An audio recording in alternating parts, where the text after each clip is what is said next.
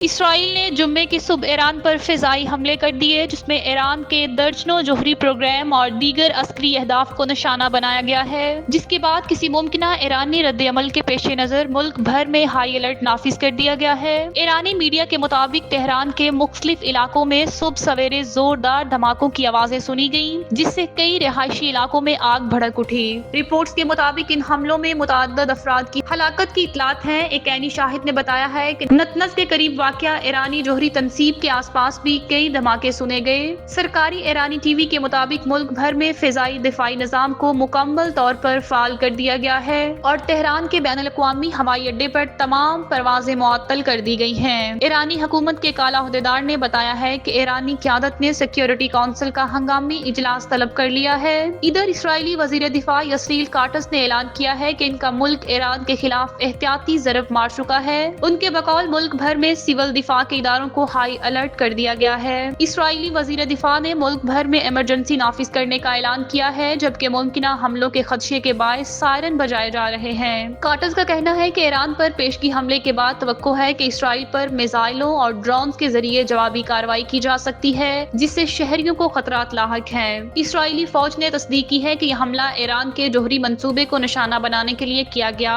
اور پہلے مرحلے میں ایرانی فوج اور جوہری اہداف کو کامیابی سے نشانہ بنایا گیا ہے۔ فوج نے شہریوں کو ہدایت کی ہے کہ تعلیمی ادارے، اجتماعات اور دفاتر بند رکھے جائیں اور صرف بنیادی سرگرمیاں جاری رہیں۔ ایک اسرائیلی فوجی عہدیدار کا کہنا ہے کہ اسرائیل کا مقصد ایران کو جوہری ہتھیار حاصل کرنے سے روکنا اور اس کے وجودی خطرے کو ختم کرنا ہے۔ ان کا کہنا تھا کہ یہ کارروائی طویل عرصے تک جاری رہ سکتی ہے اور ایران کی اعلیٰ قیادت بھی ان حملوں کا ہدف ہے۔ اسرائیلی فوجی ذرائع کے مطابق حملے میں ایک ایرانی جوہری تنصیب اور کئی فوجی مراکز کو نشانہ بنایا گیا۔ دوسری جانب امریکی حکام کا کہنا ہے کہ اسرائیل نے یہ حملے خود کیے اور امریکہ نے اس کارروائی میں نہ تو شرکت کی اور نہ ہی کسی قسم کی مدد فراہم کی۔ اطلاعات ہے کہ امریکی صدر ڈونلڈ ٹرمپ نے حملوں کے بعد اپنی کابینہ کا ہنگامی اجلاس طلب کر لیا ہے۔